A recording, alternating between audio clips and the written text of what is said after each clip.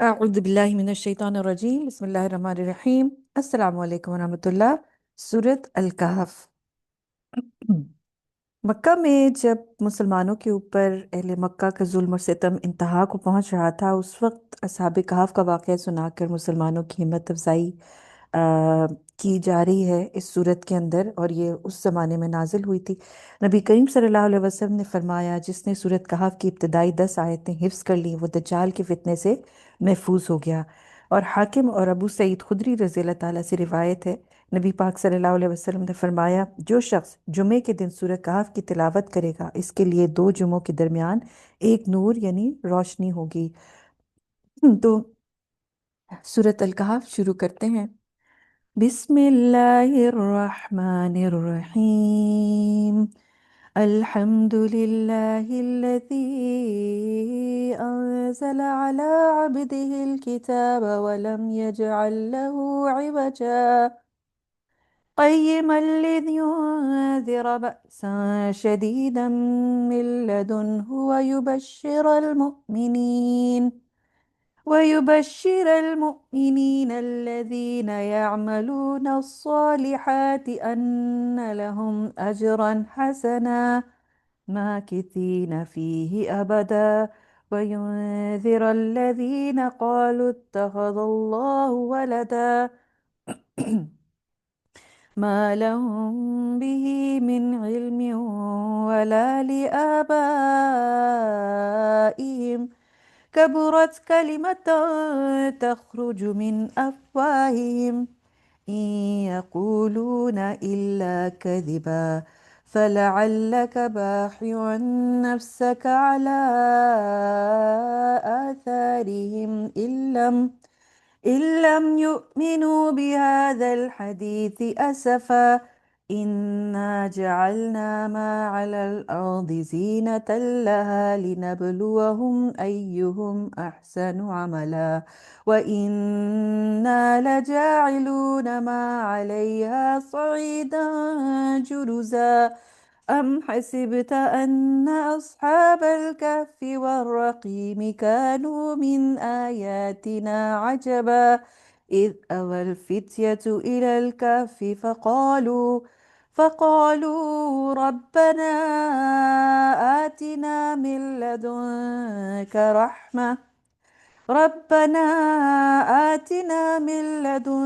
رحمة وهيئ لنا من أمرنا رشدا۔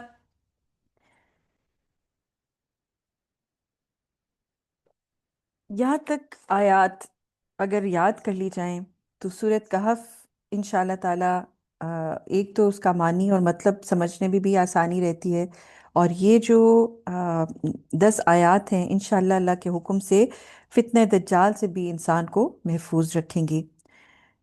शुरू अल्लाह के नाम से जो है नहायत मेहरबान बार बार रहम करने वाला है। अल्हम्दुलिल्लाहिल्लज़ी अंज़ला अला अब्दिहिल किताब वलम यजअल लहू इवजा। सब तारीफ़ें अल्लाह के लिए जिसने अपने बंदे मोहम्मद पर कुरान नाजिल किया और इसमें कोई कजी नहीं रहने दी। इसे हर एतबार से दुरुस्त बनाया ताकि वो अल्लाह के शदीद अजाब से डराए और इन मोमिनों को जो नेक अमल करते हैं खुशखबरी दे कि उनके लिए बहुत अच्छा अजर है, इसमें वो हमेशा रहेंगे यानी जन्नत में। और इन लोगों को डराए या वार्निंग दे कि जो कहते हैं कि अल्लाह ने तो अपनी औलाद बना ली है, ना वो इससे मुतालिक कोई इल्म रखते हैं और ना ही उनके आबा व अजदाद। ये एक बहुत बड़ी बात है जो उनके मुंह से निकला करती है, यानी ये बहुत ही खौफनाक बात है जो ये कर रहे हैं। और वो लोग सरासर झूठ बोलते हैं। अगर कुफार इस कुरान पर ईमान नहीं लाएंगे तो शायद आप इनके पीछे गम से अपनी जान हलाक कर लें, क्योंकि नबी सल्लल्लाहु अलैहि वसल्लम का एक ही मिशन था, एक ही उनको इस चीज़ की थी कि किसी तरह से ये कुफार कुरान पर ईमान ले आए, अपना दुरुस्त रख कर लें रास्ता और जहन्नुम से बच जाएं। जो कुछ ज़मीन पर है उसे हमने इसकी जीनत बनाया ताकि हम इंसान को आजमाएं कि उनमें अमल के एतबार से कौन सबसे अच्छा है। तो ये जो इतनी खूबसूरत ज़मीन बनाई है ना, इसका एक ही रीज़न है, जिसका मकसद है लिनबलुवहुम अय्युहुम अहसनु अमला, ताकि तमाम इंसानों को जिन्नात को आजमाया जाए, उनका टेस्ट किया जाए कि सबसे अच्छे अमल कौन करता है। यानी जीनत देख के, खूबसूरती देख के, तरक्कियां देख के, सैर करके حسین ترین چیزیں جو ہے وہ انجوائے کر کے، زمین کے پلیجرز لے کے، تو اچھے عمل کون کرتا ہے؟ یہ ہے اصل ٹیسٹ۔ اور کفار کے پیچھے جو نبی صلی اللہ علیہ وسلم کی تڑپ تھی کہ کسی طرح سے وہ اس قرآن پر ایمان لے آئیں، تو مجھے یہ سوچ کے یہ احساس ہوتا ہے کہ اللہ سبحانہ و تعالیٰ نے اس عظیم کلام کو جو نازل کیا ہے، اور ہم جیسی قوم کو یہ کلام ایسے گفٹ کی طرح پیش کر دیا کہ ہمارے گھروں میں موجود ہے۔ ان کا سوچئے کہ جن کے پاس یہ کلام موجود نہیں ہے، اور ان کا سوچئے نبی صلی اللہ علیہ وسلم کے وقت میں جن کو قرآن صرف پڑھ کے سنایا جا سکتا تھا، جن کے پاس ہاتھ میں یہ ایکسس نہیں تھا، وہ اس کو سیکھ نہیں سکتے تھے، سمجھ نہیں سکتے تھے۔ آج تو کوئی بھی جو چاہے تو اس کو پڑھ سکتا ہے، سیکھ سکتا ہے۔ تو یہ ہمارے لیے کتنا بڑا انعام ہے، اور اگر ہم نہ سمجھیں، اس کو نہ کھولیں، اس کے اوپر عمل نہ کریں، تو یہ اتنی تکلیف دہ بات ہے۔ اور نبی صلی اللہ علیہ وسلم کو کیسا لگے گا کہ اگر ان کی امت کے لوگ جن کا مشن اس قرآن کو آگے پھیلانا تھا، اس کو سمجھ کے عمل کر کے پھر آگے پھیلانا تھا، وہی اس قرآن کو اگنور کرنا شروع ہو جائیں تو ہم؟ تو ہمارے اندر بھی یہ تڑپ ہونی چاہیے، اسی تڑپ کے ساتھ ہم قرآن کو سیکھیں، سمجھیں، اور اسی تڑپ کے ساتھ ہم لوگوں تک پہنچائیں۔ ام حسبت ان اصحاب الکافی والرقیم کانوا من آیاتنا عجبا، کیا آپ سمجھتے ہیں کہ غار اور رقیم یعنی بستی میں رہنے والے ہماری قدرت کی نشانیوں میں سے ایک عجیب نشانی تھے؟ جب ان نوجوانوں نے غار میں پناہ لی تو کہا، اے ہمارے رب، تو ہمیں اپنی رحمت عطا کر اور ہمیں ہمارے معاملے میں راہ راست پر رکھ، یعنی رشد عطا فرما، ہمیں ہدایت سے اگلا درجہ دے۔ اور یہ رشد جو ہے، یہ وہ سچویشن ہوتی ہے جس میں انسان ہدایت کے مطابق فیصلے کرنے لگتا ہے، ٹھیک ہے، صحیح اور غلط کی پہچان کے ساتھ پھر فیصلے کرتا ہے کہ اس کو کس وقت کیا کرنا چاہیے۔ کیونکہ دیکھیں، ان کا بہت بڑا ایک فیصلہ تھا کہ یہ امیر گھرانے کے لوگ تھے، انفلوئنشل ایلیٹ طبقے سے تعلق رکھتے تھے، اور ینگسٹرز تھے، بالکل ینگ لوگ تھے۔ انہوں نے فیصلہ کیا تھا کہ یہ اللہ کی خاطر اپنے دین کو بچانے کے لیے، کیونکہ قوم ساری ان کے پیچھے پڑ گئی تھی کہ دین کا اپنا رستہ چھوڑو، یہ تم کیا ایک اللہ کی عبادت کے پیچھے لگ گئے ہو، ہمارے دین پہ واپس آؤ۔ تو انہوں نے یہ فیصلہ کیا تھا کہ یہ اپنے گھر چھوڑ کے غار میں جا کے پناہ لیں گے، جہاں پر یہ پھر ایک اللہ کی عبادت کر سکیں گے، ٹھیک ہے۔ اور اسی لیے یہ اللہ سے مانگ رہے ہیں کہ ہمیں اپنی رحمت سے ڈھانپ دے، اور ہمارے معاملے میں ہمیں، کہ ہمارا اتنا مشکل معاملہ پڑ گیا ہے اب، آپ دیکھیے نا کہاں سے وہ کھائیں گے، کیا کریں گے، کیسے جاب کریں گے، وہاں تو ارد گرد کوئی بھی ان کو ہیلپ کرنے والا نہیں تھا نا۔ تو اب یہ کیا کہہ رہے ہیں، تو ہم نے ان پر غار میں کئی سال کے لیے گہری نیند طاری کر دی، یعنی مسئلہ یہ حل کر دیا کہ سارے کے سارے جو تھے وہ سو گئے، ان کو سلا دیا، اور کئی سو سال تک سلا دیا۔ پھر ہم نے انہیں اٹھایا تاکہ معلوم کریں کہ دونوں گروہوں میں سے کس نے ان کے اس حال میں رہنے کی مدت کو زیادہ اچھی طرح گن رکھا ہے۔ ہم آپ کو ان کا صحیح واقعہ سناتے ہیں۔ بے شک وہ کچھ نوجوان تھے جو اپنے رب پر ایمان لائے تھے، اور ہم نے انہیں راہ راست کی طرف زیادہ ہدایت دی تھی، یعنی ان کی وزدناہم ہدا، ان کی ہدایت جو ہے وہ بڑھا دی تھی، ان کے ایمان کی وجہ سے، ان کے اس ایکشن کی وجہ سے جو اللہ کی خاطر وہ قربانی دینے اور ہجرت کرنے کے لیے نکل پڑے تھے۔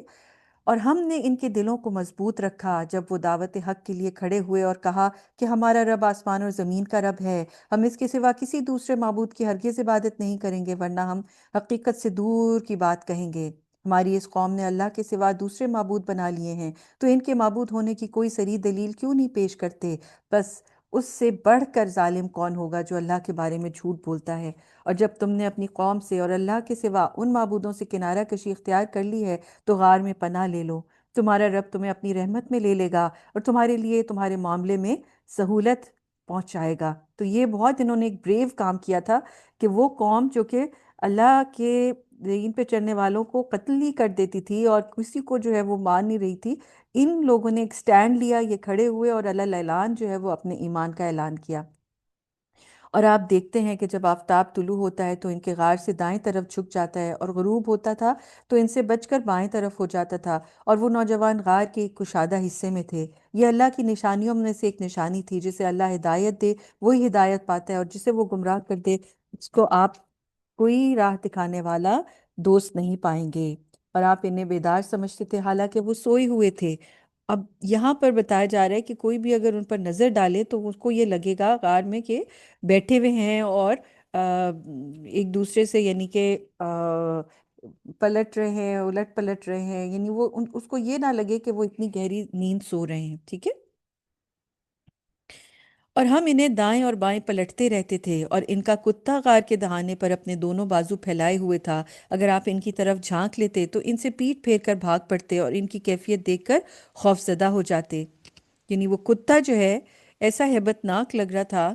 کہ وہ بھی حالانکہ سویا ہوا تھا، لیکن پاؤں پھیلا کے اس کو ایسے اللہ سبحانہ وتعالیٰ نے فکس کر دیا تھا وہاں پر کہ کوئی بھی دیکھ کے اس سے ڈر کے بھاگ جائے۔ اور ہم نے اسی طرح انہیں ایک بار اٹھایا تاکہ وہ آپس میں ایک دوسرے سے پوچھیں، کہ ان میں سے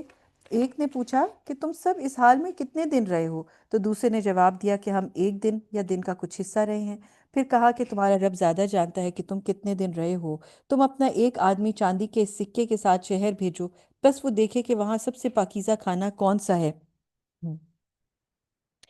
تو اس میں سے تمہارے لیے کچھ کھانا خرید کر لے آئے۔ تو وہ ایک سکہ جو ہے جو وہ لے کے آئے تھے، وہ کھانا خریدنے کے لیے بھیجا۔ آپ ظاہر ہے اٹھے ہیں سو کے، بھوک لگ رہی ہے، لیکن یہ کیا کہہ رہے ہیں کہ آ، بالکل جو ہے وہ غیر محسوس طریقے سے جائے، وَلْيَتَلَطَّفْ، یعنی لطف و کرم سے کام لے، کافی خاموشی سے جائے، ٹھیک ہے،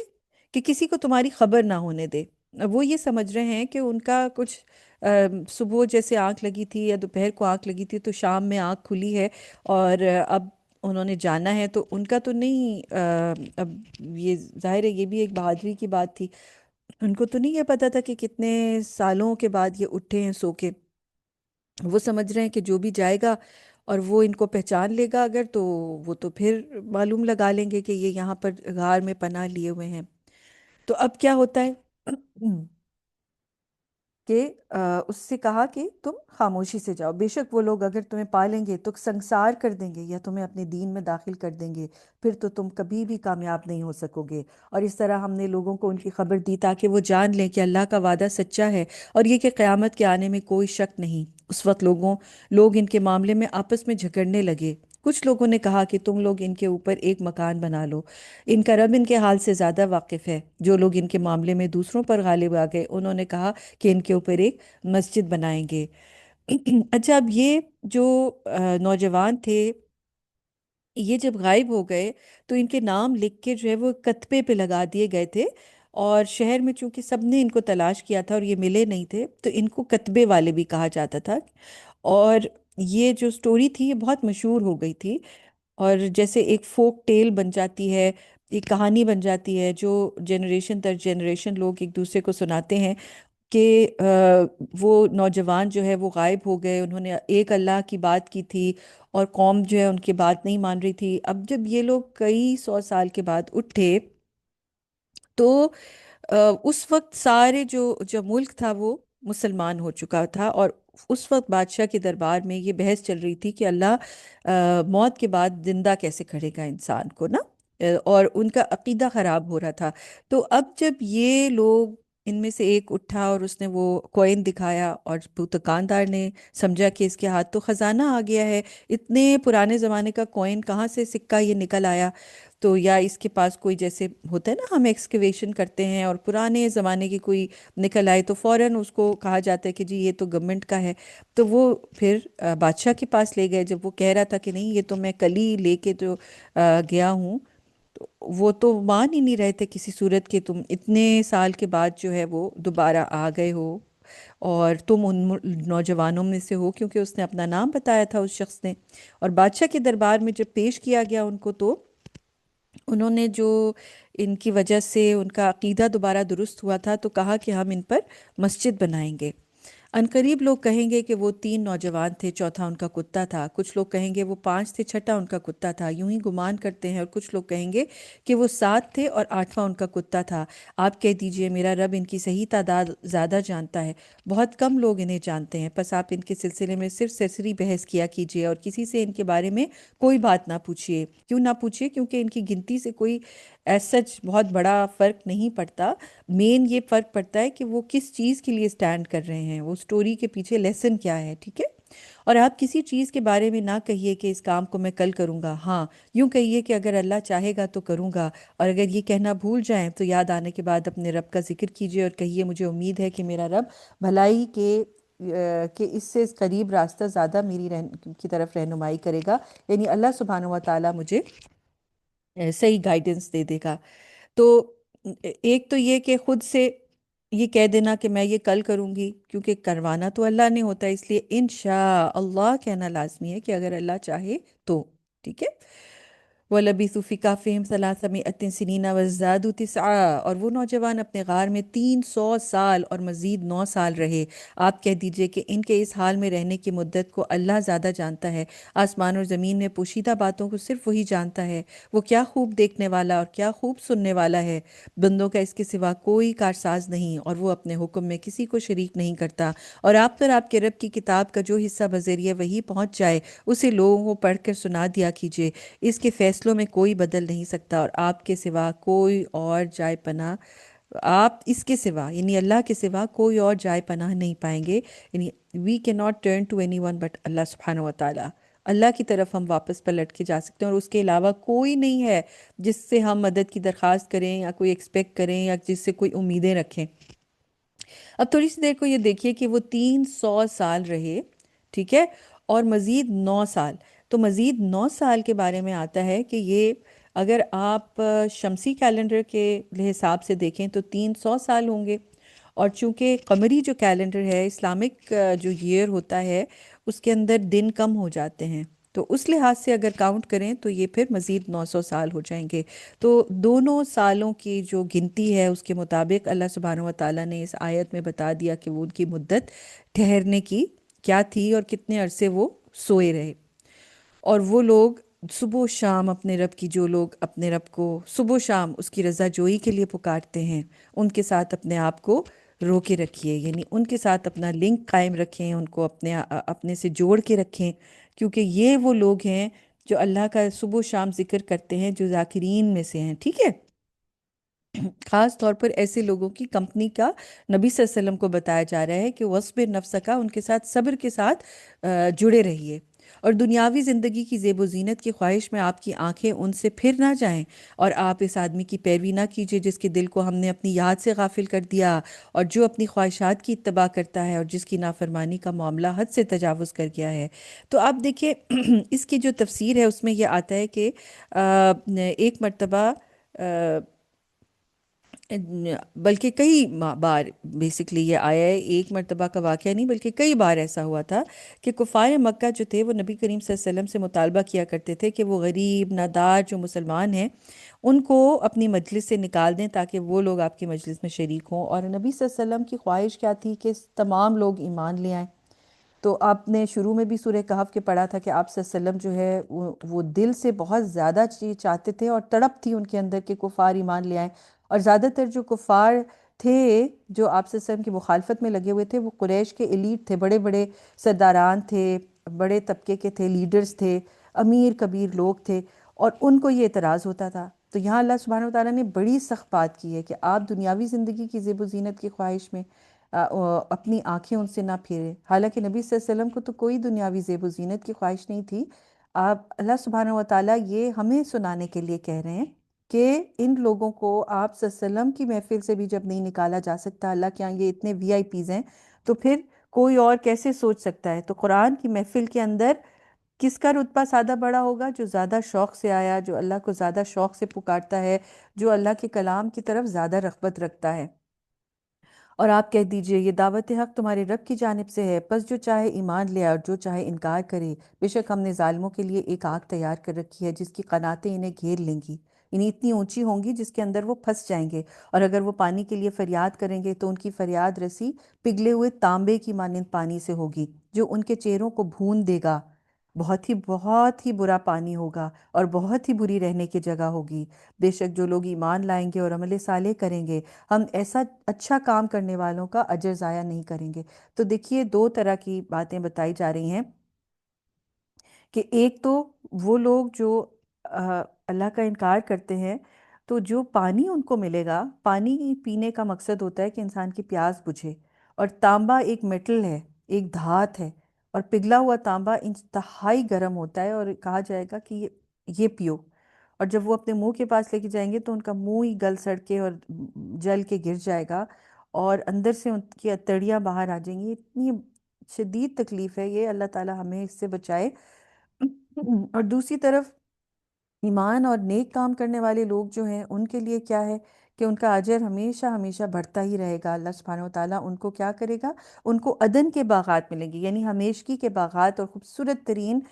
جگہیں رہنے کے لیے، جن کے نیچے نہریں جاری ہوں گی، وہاں انہیں سونے کے زیورات پہنائے جائیں گے، اور وہ باریک دبیز ریشم کے ہرے کپڑے پہنیں گے، اس حال میں کہ اس میں وہ آرام سے کرسیوں پر ٹیک لگائے بیٹھے ہوں گے۔ انتہائی کمفرٹیبل جگہ ہوگی، کمفرٹ کے ساتھ وہ اپنے ریلیکس کر رہے ہوں گے۔ کتنا اچھا بدلہ ہوگا، اور جنت تو بہت ہی بہترین آرام گاہ ہے۔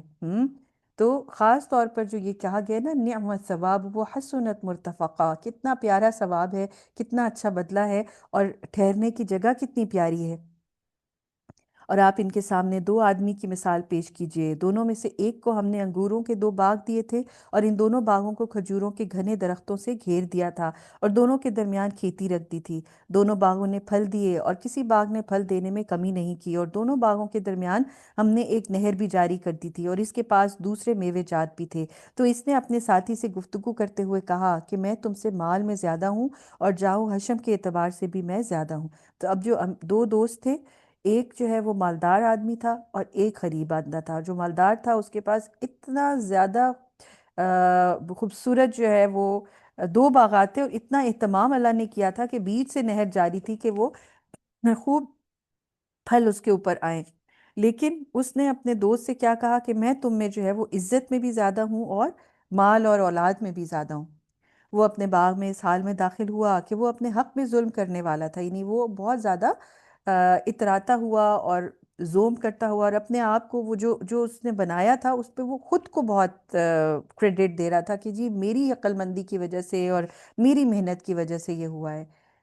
کہا کہ میں نہیں سمجھتا ہوں کہ یہ باغ کبھی تباہ ہو جائے گا، اور مجھے یقین نہیں ہے کہ قیامت برپا ہوگی، اور اگر بالفرض میں اپنے رب کے پاس لوٹ کر گیا بھی تو میں اس باغ سے زیادہ اچھا بدلہ پاؤں گا۔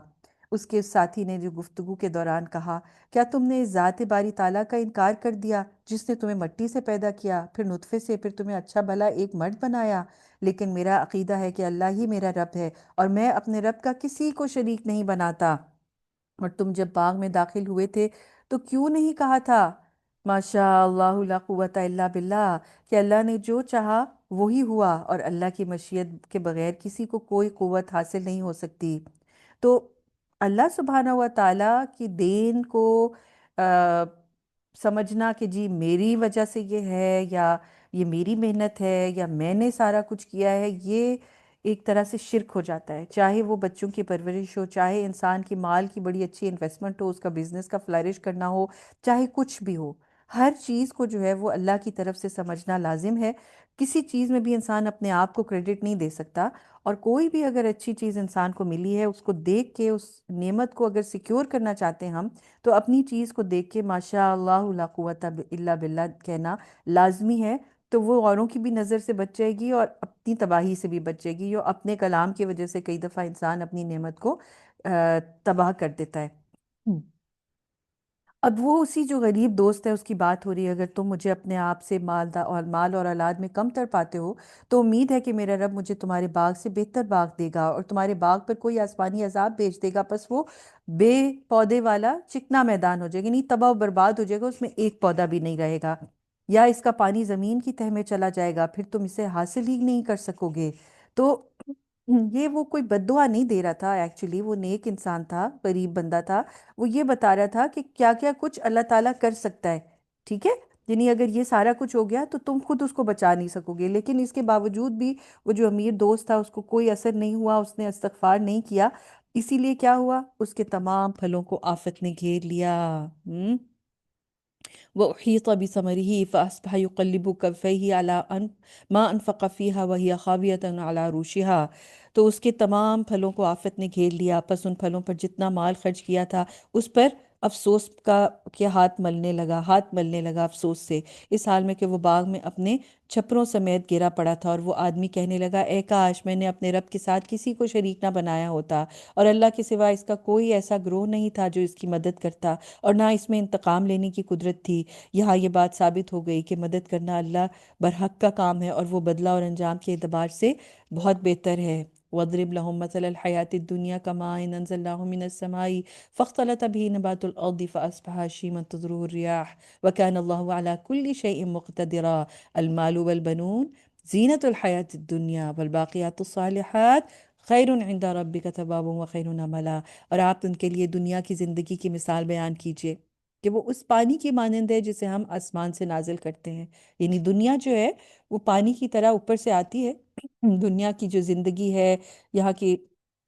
خوبصورتیاں، بس اس کی وجہ سے زمین کا پودا گھنا ہو جاتا ہے، پھر وہ خشک ہو کر بھس بن کر ہوا میں اڑائے لے جاتے ہیں، ہوا اس کو اڑائے لے جاتی ہے، اور اللہ ہر چیز پر قادر ہے۔ یعنی یہ تو ہے دنیا کی حقیقت، کہ آج ایسی رونقیں ہیں اور کل جو ہے وہ تباہی، ختم۔ مال اور بیٹے دنیا کی زندگی کی زینت ہیں، اور باقی رہنے والے تو نیک اعمال آپ کے رب کے نزدیک اجر کے اعتبار سے زیادہ بہتر ہیں، اللہ سے اچھی امید کے اعتبار سے بھی زیادہ بہتر ہیں۔ یعنی مال جتنا جمع کر لیں، بیٹوں کو جتنا بیٹے جمع کر لیں یا ان کو پڑھا لکھا لیں اور ان کو امیر بنا لیں، وہ چیز انسان کی آخرت میں کام نہیں آئے گی۔ یہ تو دنیا کی زندگی کی رونقیں ہیں اور یہ ختم ہو جانی، اور جیسے اوپر والی آیت میں بتایا کہ یہ تو بھس بن کے اڑ جائیں گی، یہ تو پھر ہمارے کسی کام نہیں آئیں گی نا۔ کام کیا آئیں گے؟ نیک اعمال، جو ہم اچھے عمل کرتے ہیں وہ ہمارے کام آئے گا۔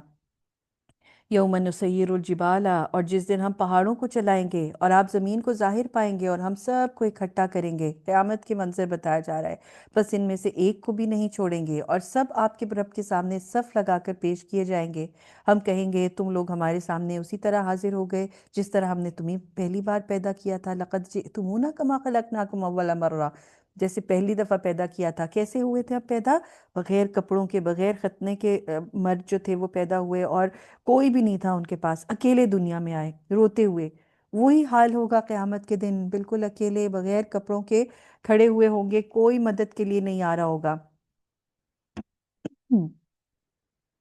بلکہ تم تو سمجھ رہے تھے کہ تمہارے دوبارہ زندہ کیے جانے کا ہم نے کوئی وقت مقرر نہیں کر رکھا، اور نامہ اعمال سامنے لایا جائے گا تو اس میں موجود بدعمالیوں کی وجہ سے آپ مجرمین کو خوفزدہ دیکھیں گے، اور وہ کہیں گے اے ہماری بد نصیبی ہیں، ہے مشکل مصیبت ہم پر، اس کتاب کو کیا ہو گیا ہے کہ اس نے چھوٹے بڑے کسی گناہ کو بغیر شمار کیے نہیں چھوڑا۔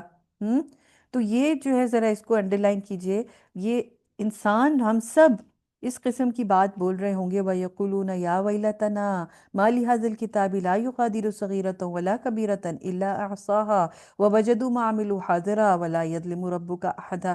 کہ اپنی جو نامہ اعمال کی بک ہے نا، بک آف ڈیڈز، وہ دیکھ کے انسان پریشان ہو رہا ہوگا کہ یہ کیا ہو گیا ہے، ہائے مصیبت، ہائے بدنصیبی، اس میں تو ایک چیز بھی نہیں چھوڑی۔ کوئی جھوٹ بولا تھا، کوئی کسی کو گالی دی تھی، کوئی کسی کو برا کہا تھا، کوئی غیبت کی تھی، اللہ معاف کرے، ہر چیز وہاں پہ لکھی ہوگی۔ اللہ تعالیٰ ہمیں معاف کر دے، ہماری کتاب کو اریز کر دے، ہمیں کسی طرح اسے بخش دے کہ وہ کتاب صاف ہو جائے ہماری، اور اس کے اندر صرف اچھے اعمال لکھے ہوئے ہوں۔ تو لوگ دیکھ کے اس کو پریشان ہوں گے اور چیخ دھاڑ رہے ہوں گے کہ یہ اس کتاب کے اندر کوئی گناہ بھی ایسا نہیں چھوڑا اللہ نے جو ہمارا نہ لکھا ہو، اور انہوں نے دنیا میں جو کچھ کیا ہوگا اس کو اپنے سامنے پائیں گے، اور آپ کا رب کسی پر ظلم نہیں کرتا۔ اور جب ہم نے فرشتوں سے کہا کہ تم لوگ آدم کو سجدہ کرو، تو ابلیس کے سوا سب نے سجدہ کیا، وہ جنوں میں سے تھا، تو اس نے اپنے رب کے حکم کی نافرمانی کی۔ کیا پھر بھی تم لوگ اسے اور اس کی اولاد کو میرے سوا دوست بناؤ گے، حالانکہ وہ سب تمہارے دشمن ہیں؟ شیطان ظالموں کے لیے آ، شیطان ظالموں کے لیے اللہ کا بڑا برا بدل ہے، یعنی جو ظالم شیطانی لوگ ہیں ان کے لیے بہت ہی خراب ان کے اوپر بدلہ آنے والا ہے، اور ان کو اس کا صلہ ملے گا جو کام وہ کرتے رہے ہیں ظلم دنیا میں۔ میں نے انہیں آسمان اور زمین کی پیدائش کے وقت حاضر نہیں کیا تھا، اور نہ خود انہیں پیدا کرتے وقت، اور گمراہ کرنے والوں کو مجھے اپنا مددگار نہیں بنانا تھا۔ اور جس دن اللہ کہے گا کہ تم لوگ میرے ان شریکوں کو پکارو جنہیں میرے شریک سمجھتے تھے، تو وہ انہیں پکاریں گے لیکن وہ ان کی پکار کا جواب نہیں دیں گے، اور ہم ان کے درمیان ہلاکت گاہ کو حائل کر دیں گے۔ وَجَعَلْنَا بَيْنَهُمْ مَوْبِقًا وَرَأَى الْمُجْرِمُونَ النَّارَ، اور مجرموں کو آگ میں دیکھیں گے تو انہیں کہیں گے، انہیں یقین ہو جائے گا کہ وہ اس میں گرنے والے ہیں، یعنی مجرمین آگ کو دیکھیں گے تو ان کو پتہ چل جائے گا کہ ہمارا یہی ٹھکانہ ہے، اور اس سے بچ نکلنے کا کوئی راستہ نہیں پائیں گے۔ اور ہم نے اس قرآن میں لوگوں کے لیے ہر طرح کی مثال بیان کر دی ہے، اور انسان سب سے زیادہ جھگڑالو ہے، یعنی اتنی ساری مثالیں آنے کے بعد بھی جھگڑتا ہے، سمجھ نہیں آتی اس کو۔ اور جب لوگوں کے پاس ہدایت آ گئی تو انہوں نے ایمان لانے کے اور اپنے رب سے مغفرت مانگنے سے کسی بات نے نہیں روکا مگر یہ انتظار کہ ان کے ساتھ بھی گزشتہ قوموں جیسا معاملہ ہو، یا قیامت کے دن کا عذاب ان کی آنکھوں کے سامنے آ جائے۔ یعنی لوگ جو ہیں عمل کرنے سے رکے رہتے ہیں، انتظار کرتے رہتے ہیں اور عمل نہیں کرتے، تو وہ کس چیز کا انتظار کر رہے ہیں؟ اس چیز کا کہ ان کی موت آ جائے یا عذاب کا وقت آئے۔ کس چیز میں وہ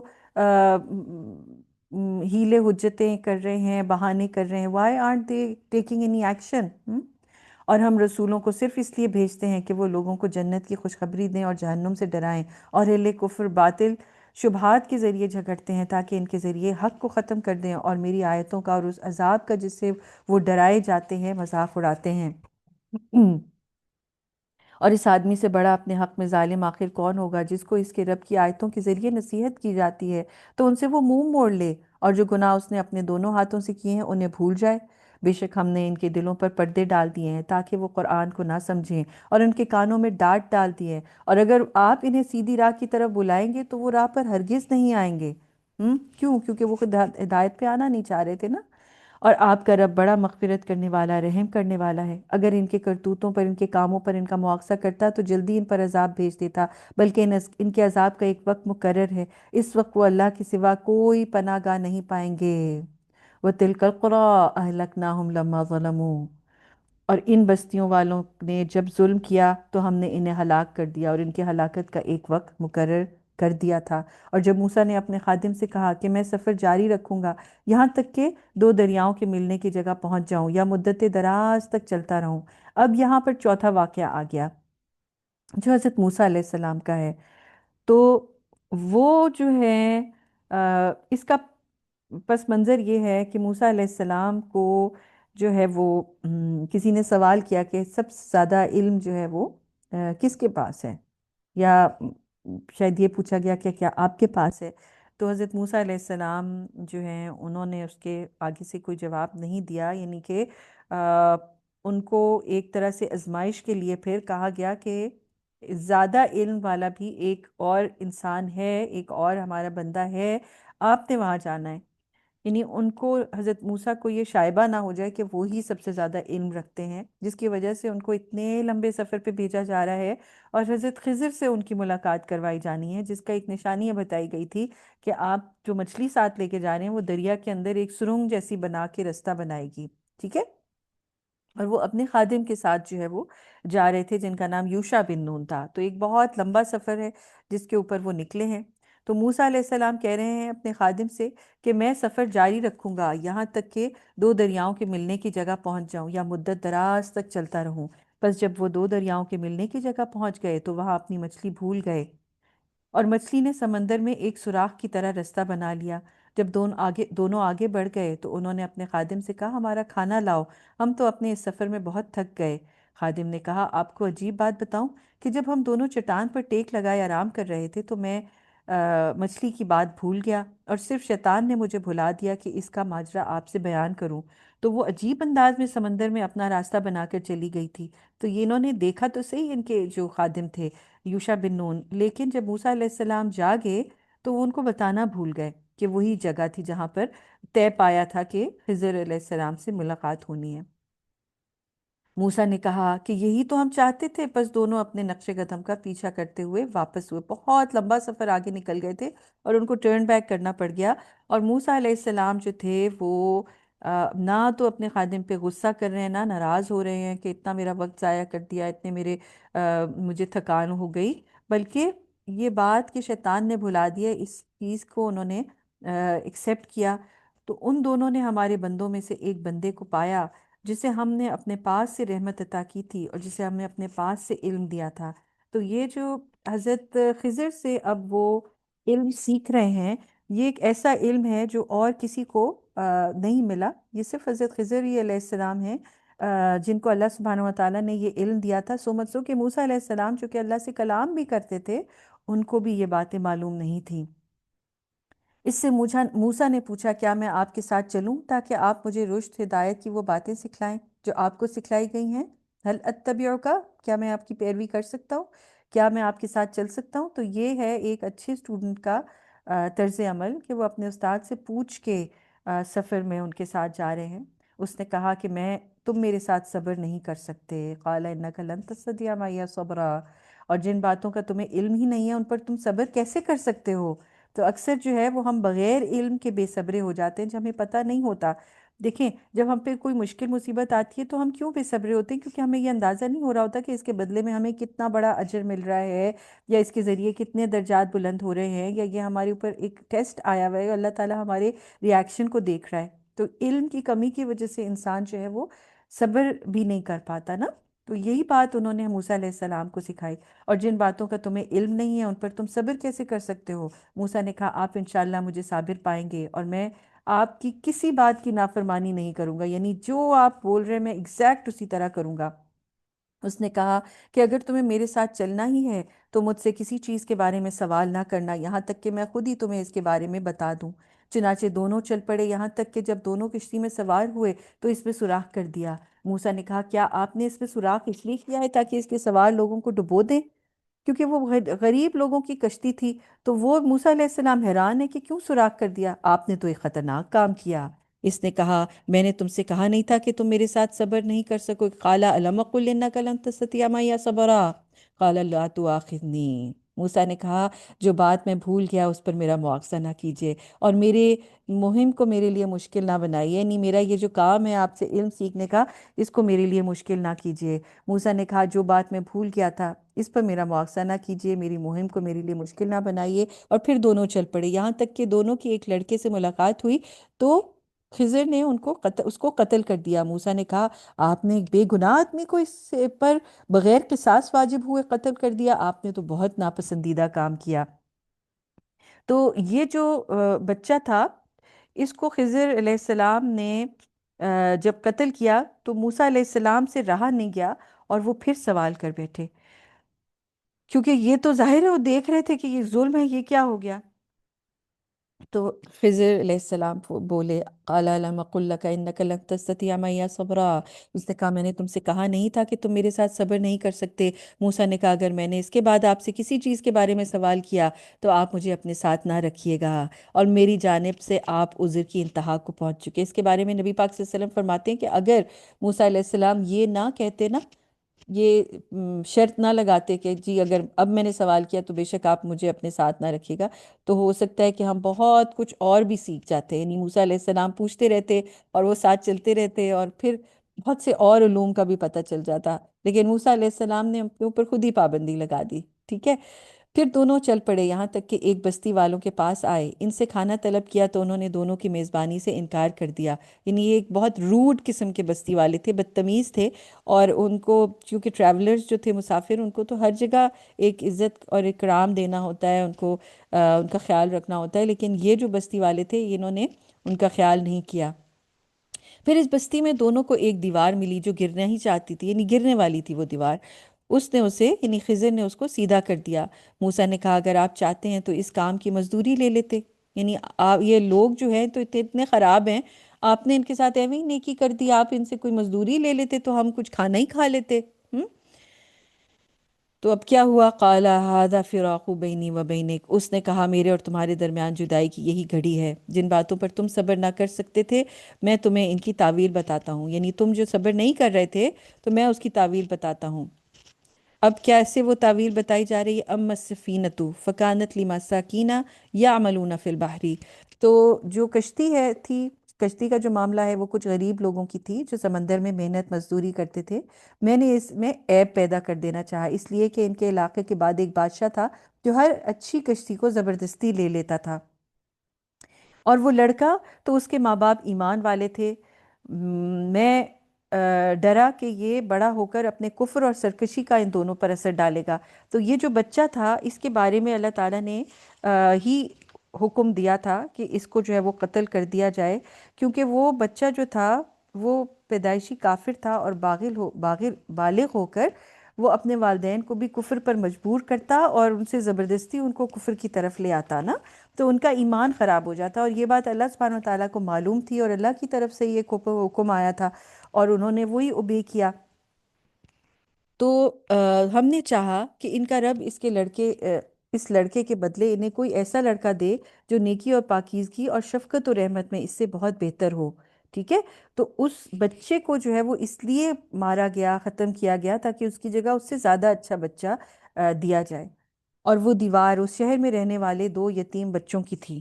یعنی وہ جو شہر میں لوگ تھے جو بدتمیز تھے، جو اتنے روڈ تھے، اگر وہ مسافروں کا خیال نہیں کر رہے تو یتیم بچوں کے ساتھ سوچیں کیا سلوک کرتے ہوں گے، ٹھیک ہے؟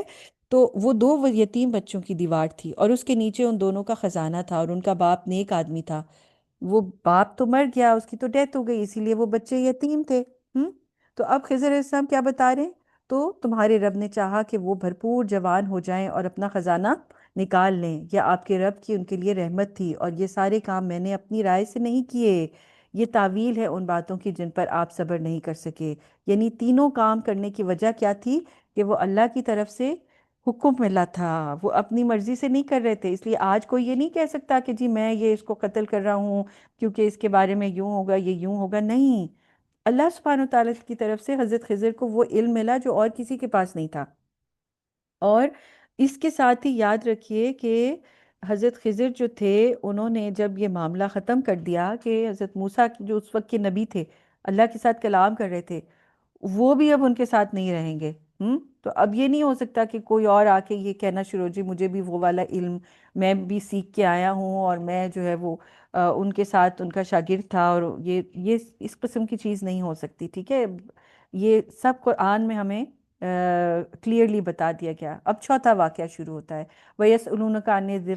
الْقَرْنَيْنِ قُلْ سَأَتْلُو عَلَيْكُم مِّنْهُ ذِكْرًا۔ اور کفار مکہ آپ سے ذوالقرنین کے بارے میں سوال کرتے ہیں، آپ کہہ دیجئے کہ میں قریب اس کے حالات سے متعلق کچھ آیتوں کی تلاوت کرتا ہوں۔ بے شک ہم نے سرزمین پر اسے حکومت دی تھی اور ہر چیز کے لیے اسے سامان دیا تھا، یعنی اس کو ہر قسم کے ریسورسز عطا کیے تھے۔ ذوالقرنین جو تھا وہ ایک بہت ہی پاورفل کنگ تھا، اور اللہ سبحانہ و تعالیٰ نے اس کو بہت سا مال، بہترین فوج، بہت ہی انٹلیکچوئل ارد گرد لوگ، بہت علم، سکل، ہر چیز، مہارت، ہر چیز عطا کی تھی، ٹھیک ہے؟ بس وہ سامان لے کر چل پڑا، یعنی وہ اپنے ریسورسز لے کے ٹریول کر رہا تھا۔ اس نے بادشاہی کے ساتھ جو ہے وہ عیش و عشرت کی زندگی کو ترجیح نہیں دی، بلکہ ٹریولنگ اور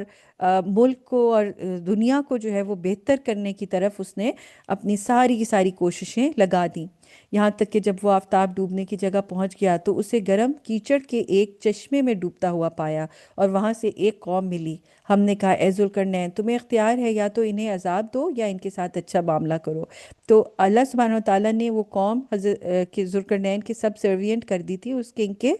اور ان کے پاس پوری آزادی تھی جو مرضی لوگوں کے ساتھ کرے۔ لیکن انہوں نے کیا کہا؟ اس نے کہا جو ظالم ہوگا اسے ہم عذاب دیں گے، پھر وہ اپنے رب کی طرف لوٹایا جائے گا تو وہ اسے اور سخت عذاب دے گا، اور جو ایمان لے کے آئے گا اور عمل صالح کرے گا تو اسے بطور جزا جنت ملے گی، اور اپنے کام، اپنے احکامات سے متعلق اسے ہم بھی آسان بات کہیں گے، یعنی وَسَنَقُولُ لَهُ مِنْ أَمْرِنَا يُسْرًا، ہم اس کو آسان کام بتائیں گے، اس کے کاموں میں آسانی کریں گے۔ تو اب اس کو رولرشپ ملی ہے، اور اس کی نیکی آپ کو کیسے نظر آ رہی ہے کہ یہ لوگوں کے اوپر جسٹس کے ساتھ حکومت کر رہا ہے، اور جو ایمان والے لوگ ہیں، جو نیک کام کرنے والے لوگ ہیں، ان کو یہ خود سے دنیاوی طور پر بھی آسانیاں دے رہا ہے، اور یہ بھی کہہ رہا ہے کہ چونکہ آگے جا کے بھی ان کو اجر ملے گا تو بہتر ہے کہ لوگ ایمان لے آئیں اور نیک راستے پہ چلیں۔ لیکن جو ظالم لوگ ہوں گے، جو برائیاں کر رہے ہوں گے، ان کو یہ بھی ان کے ساتھ ان کے اوپر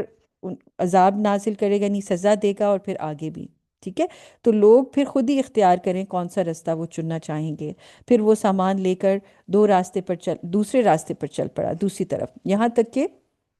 جب وہ آفتاب نکلنے کی جگہ پہنچ گیا تو اسے ایک ایسی قوم پر نکلتے ہوئے پایا جن کے واسطے اس کی جو ہیٹ ہے، اس کی گرمی ہے، اس سے بچنے کے لیے ہم نے کوئی آڑ نہیں پہنائی تھی۔ قصہ اتنا ہی تھا، اور ذوالقرنین کے پاس جو وسائل و اسباب تھے ہم اس کی پوری خبر رکھتے تھے۔ وَقَدْ أَحَطْنَا بِمَا لَدَيْهِ خُبْرًا، پھر وہ سامان لے کر ایک اور رستے پر چل پڑا، یہاں تک کہ جب وہ دو پہاڑوں کے درمیان پہنچا تو ان کے اندرونی جانب ایسے لوگوں کو پایا جو تقریباً کوئی بات سمجھتے نہیں تھے، یعنی ان کی جو کمیونیکیشن تھی، لینگویج تھی، وہ بہت ہی کوئی ڈیفیکلٹ قسم کی تھی۔ انہوں نے کہا اے ذوالقرنین بے شک یاجوج و ماجوج زمین پر فساد پھیلاتے ہیں، تو کیا تو ہمارے لیے کوئی معاوضہ مقرر کر دیں تاکہ تو کیا ہم تمہارے لیے کوئی معاوضہ مقرر کر دیں؟ کوئی ہم تمہیں اگر پیسے دیں تو تم ہمارے اور ان کے درمیان ایک دیوار بنا دو۔ اب آپ خود سوچئے کہ یہ وہ قوم ہے جن کا کوئی لینگویج سمجھ نہیں آ رہی، بہت مشکل لینگویج ہے، لیکن ایک اچھے حکمران کی یہ بتایا جا رہا ہے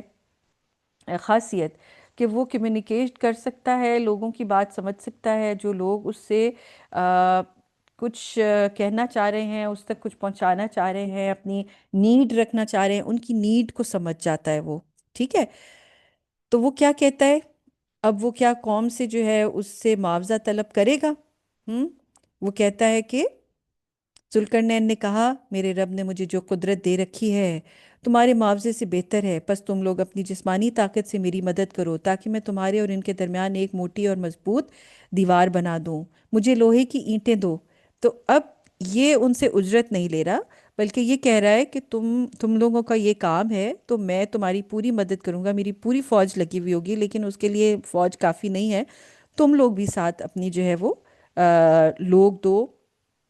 ہیومن ریسورس مجھے چاہیے، مجھے لوگ چاہیے جو کہ مل کر میرے ساتھ یہ دیوار بنوائیں گے، اور لوہے کی اینٹیں لا کے دو۔ اینٹیں جو ہیں وہ لوہے کی ہوں گی، یہاں تک کہ جب دونوں پہاڑوں کے درمیان کا حصہ اوپر تک برابر کر دیا تو کہا اب اس میں آگ جھونکو، یعنی وہ اینٹوں کو گرم کیا جائے گا، ان کو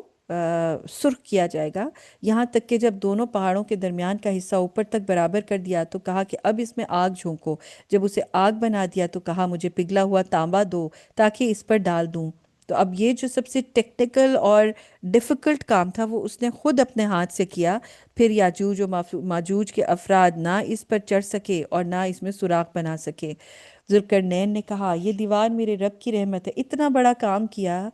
اور پھر بھی کیا کہہ رہے ہیں کہ قال ھذا رحمت من ربی، یہ میرے رب کی رحمت ہے، فاذا جاء وعد ربی جعلہ دکا، اور جب اللہ کے یعنی رب کے وعدے کا وقت آ جائے گا تو اس کو ریزہ ریزہ کر دے گا، وکان وعد ربی حقا، اور میرے رب کا وعدہ برحق ہے۔ اس سے یہ پتہ چلا کہ ایک تو ذوالقرنین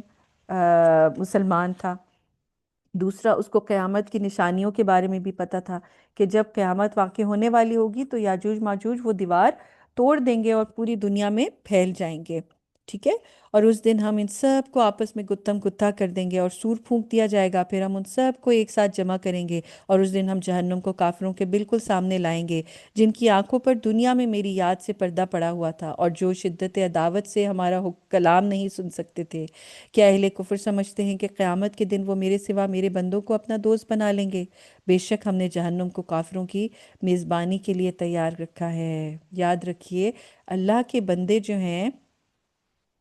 وہ تو اللہ کے بندے ہیں، وہ اللہ کے برابر کیسے پہنچ سکتے ہیں؟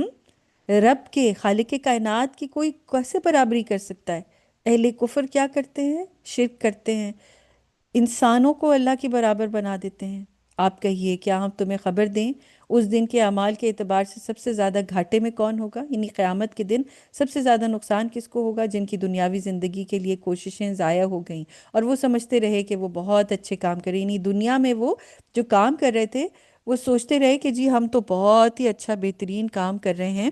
لیکن وہ سب کچھ ضائع، انہی لوگوں نے اپنے رب کی آیتوں کا اور اس سے ملاقات کا انکار کر دیا تو ان کے اعمال بیکار ہو گئے۔ بس ہم قیامت کے دن ان کا کوئی وزن نہیں رکھیں گے، ان کا بدلہ جہنم ہوگا، اس لیے کہ انہوں نے کفر کی راہ اختیار کی اور میری آیتوں کو اور رسولوں کا مذاق اڑایا۔ تو یہ جو لوگ ہیں جو دین کو مذاق اڑاتے ہیں، رسولوں کا مذاق اڑاتے ہیں، اللہ کے احکامات کا مذاق اڑاتے ہیں، اللہ کی نشانیوں کا مذاق اڑاتے ہیں، اس دن سوائے جہنم کے ان کو اور کچھ بھی نہیں ملے گا۔ بے شک جو لوگ ایمان لائے اور انہوں نے عمل صالح کیا ان کی ضیافت کے لیے فردوس کے باغات ہوں گے، ان میں ہمیشہ ہمیشہ رہیں گے، ان سے ان میں سے نکلنا نہیں چاہیں گے، یعنی فردوس کے جو باغ ہیں، یہ فردوس کے جو باغ ہیں، یہ جنت کے باغ، یہ ہمیشگی کے باغ ہیں، اور ان کی خوبصورتی اور ان کا جو عیش و عشرت ہے یہ زیادہ بھی اس لیے ہے کیونکہ یہ کم نہیں ہوگا، بڑھتا جائے گا، بڑھتا جائے گا، ایوری سنگل ڈے یہ ذائقہ اور زیادہ اچھا ہوتا جائے گا اور انسان اور اس سے پلیجر لیتا جائے گا۔ آپ کہیے اگر میرے رب کے کلمات لکھنے کے لیے سارے سمندر روشنائی بن جائیں تو میرے رب کے کلمات ختم ہونے سے پہلے سمندر خشک ہو جائے گا، چاہے مدد کے لیے ہم اسی جیسے اور سمندر لے آئیں۔ آپ کہیے کہ میں تو تمہاری ہی جیسا ایک انسان ہوں، مجھے وہی آتی ہے کہ تمہارے معبود یعنی صرف ایک اللہ ہے، تمہارا معبود ایک اللہ ہے، ایک ہے۔ تو جو شخص اپنے رب سے ملنے کا یقین رکھتا ہے اسے چاہیے کہ نیک اعمال کرے اور اپنے رب کی عبادت میں کسی کو شریک نہ کرے۔ تو جب ہم دیکھیں دنیا کی کوئی ایسی فضول سی کوئی میٹنگ ہوتی ہے، اس کے لیے اتنی تیاری کرتے ہیں، کوئی پروجیکٹ پیش کرنا ہوتا ہے اس کے لیے پریزنٹیشن بن رہی ہے، یہ کر رہے ہیں وہ کر رہے ہیں، کپڑے دیکھ رہے ہیں کیا ہونے چاہیے، تو رب کی ملاقات کے لیے کیا ہم تیاری نہ کریں؟ اس کو کیا پیش کریں گے، کون سے اعمال اس کے سامنے رکھیں گے، کون سے ایسا عمل ہوگا جو اتنا آؤٹ سٹینڈنگ ہوگا کہ اس کو دیکھ کے رب خوش ہو جائے۔ تو یہ جو سورہ کہف ہے اس میں 4 واقعات بتائے گئے ہیں، اور جو فتنہ دجال سے بچنے کے لیے جو آزمائشیں ہیں جو انسان کے اوپر آتی ہیں، جو ٹیسٹس ہیں، وہ 4 مین قسم کے ٹیسٹس ہوتے ہیں جن کا مقابلہ اور جن کا سلوشن جو ہے وہ اللہ نے اس صورت میں ہمیں دے دیا۔ جو پہلا ٹیسٹ انسان فیس کرتا ہے، جو سوری 4 مختلف ٹیسٹ ہیں، جو پہلا ٹیسٹ اس آیت میں بتایا گیا ہے وہ ہے ٹیسٹ آف یوتھ، یعنی انسان کی جو ینگ لائف ہے جس میں وہ جوان ہوتا ہے، جوانی کا ٹیسٹ ہے کہ اس کے اندر جو نوجوان تھے وہ سارا واقعہ ڈسکرائب کیا گیا۔ دوسرا ٹیسٹ ہے دولت کا، جو 2 آدمیوں کے بارے میں کہانی بتائی گئی ہے، دولت کا امتحان، جب دولت انسان کو ملتی ہے تو اس نے کیا کرنا ہے۔ اور تیسرا جو ہے وہ علم کا ٹیسٹ، جب انسان کے پاس علم آتا ہے یا اس سامنے علم حاصل کرنا ہوتا ہے تو اس کا ٹیسٹ کیا ہے، اس کا فتنہ اور اس کا جو آزمائش ہے۔ اور چوتھا جو ہے وہ ذوالقرنین کے واقعے میں وہ ہے اقتدار کا ٹیسٹ، یعنی جب انسان کو حکومت ملتی ہے، جب اس کو کسی چیز میں پاور ملتی ہے تو اس کا جو ٹیسٹ ہے وہ کیا ہے۔ تو یہ اگر آپ چاروں دیکھیں، انسان مختلف قسم کے جو انسان ہیں جن کو یہ آزمائشیں آتی ہیں، تو اگر جوانی کا آپ امتحان دیکھیں تو اس کا خود ہی اللہ سبحانہ و تعالیٰ نے اسی کے اندر سلوشن بتا دیا۔ اور اب آپ بتائیں گے کہ کیا کیا سلوشن یہاں سے پتہ چلتے ہیں۔ انشاءاللہ تعالیٰ نیکسٹ لیسن میں اس کو ہم ڈسکس بھی کریں گے اور ان سلوشنز کو ہم ڈیٹیل سے بھی بتائیں گے کہ کیا کیا سلوشنز ہیں، اور سب ٹپس جو ہیں وہ سورہ کہف میں ہی ملتی ہیں، ہمیں مختلف آیات کے ذریعے ہمیں وہ ٹپس ملتی ہیں کہ وہ سلوشن کیا ہیں۔ ٹھیک ہے، تو انشاءاللہ تعالیٰ نیکسٹ لیسن میں ہم اس کو ڈسکس کریں گے۔ جزاک اللہ خیرا کثیرا، سبحانک اللہم و بحمدک، نشہد ان لا الہ الا انت، نستغفرک و نتوب الیک۔ السلام علیکم ورحمۃ اللہ وبرکاتہ۔